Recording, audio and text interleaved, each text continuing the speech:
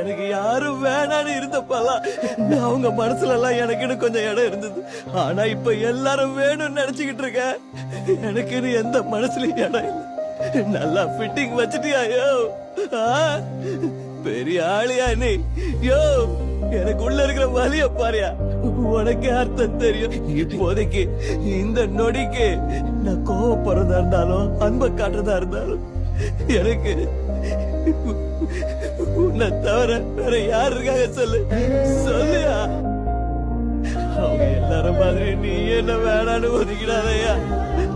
உனக்கு நீ எடுத்து கும்பிட்டு கிடைக்கிறேன். என் லைஃப்ல இனி யாருக்கும் தொல்லை கொடுக்க மாட்டேன். உன் மேல சத்தியம். நாளைக்கே நான் எங்கேயாவது தூரமா போயிடுறேன்.